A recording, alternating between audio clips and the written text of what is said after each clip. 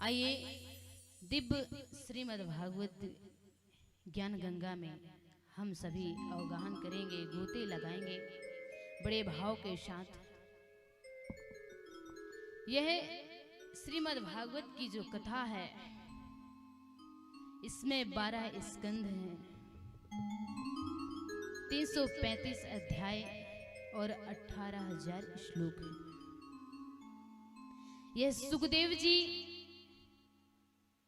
महाराज राजा परीक्षित को श्रवण कराते हैं। गंगा माँ की पावन गोद पर बैठ करके, और यहाँ श्री सूत जी महाराज नैमिषारण्य की पावन भूमि पर बैठ करके दिव्य आसन ग्रहण करके और शौनकादिक ऋषियों को श्रवण करा रहे हैं। यह जो श्रीमद् भागवत की दिव्य कथा है, यह ज्ञान गंगा इसे कहा गया। और ध्यान रखना कि जो ज्ञान की बातें होती हैं थोड़ी सी शुष्क होती है, सूखी होती है, ज्यादातर जल्दी लोगों को समझ में नहीं आती है। सही बात है। अगर ज्ञान की बात कोई कहे तो अरे महाराज आप क्या कह रहे हैं, हमारे तो कुछ पल्ले ही नहीं पड़ता। तो ज्ञान की बातें ज्यादातर ऐसे ही होती है। तो करें क्या? तो संत महात्माओं ने कहा भैया एक काम करो। जैसे पहले जब कोई बीमार होता था, तो आजकल तो जो है सरकारी दवाइयाँ चल गई हैं, लेकिन पहले जब कोई बीमार होता था, कोई रोगी होता था, तो उसको वैद्य जो है चूर्ण देते थे ना, चूर्ण औषधि देते थे। लेकिन वह औषधि जो है बहुत कड़वी रहती थी, जल्दी गले से उतरती नहीं थी। तो किसी ने कहा महाराज आपने ऐसा चूर्ण दिया है, ऐसे औषधि दी है कि वो तो गले से नीचे जा ही नहीं रही है।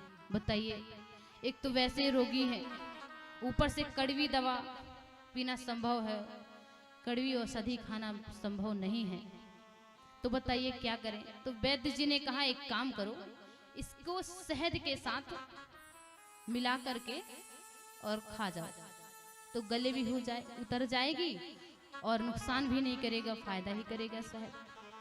तो ऐसे ही जो श्रीमद् भागवत की कथा है, यह ज्ञान है, ये औषधि की तरह है, शुष्क है, सूखी। ज्ञान की बातें जो होती है सूखी होती है। तो संत महात्माओं ने कहा भैया चलो ठीक है। पहले के संत जो हैं, ऐसी कोई सुविधा नहीं होती थी कथा सुनने की।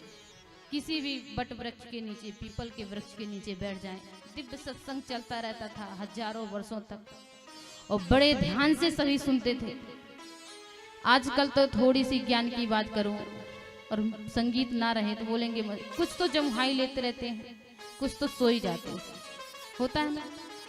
तो इसी बात को ध्यान में रखते हुए संत महात्माओं ने कहा चलो ठीक है, ज्ञान की बातें कहाँ तक समझोगे, समझ में जल्दी नहीं आती है, तो संगीत रूपी जो शहद है उसको लेकर के और मस्ती में झूम करके इसको का जो है रसपान करते जाएं, तो यह गले भी उतरता है, पल्ले भी पड़ेगा, समझ में भी आएगा संगीत के माध्यम से। और जल्दी जब समझ में आएगा तो हम भक्ति में ओतप्रोत हो जाएंगे, हमारे अंदर भक्ति भाव जो है जल्दी उत्पन्न हो जाएगा। तो ऐसी दिव्य ज्ञान गंगा हम आप सभी के लिए बह रही है। जिसको इसमें गोते लगाना है तो बड़े भाव के साथ मस्ती में झूम करके लगा सकते हैं।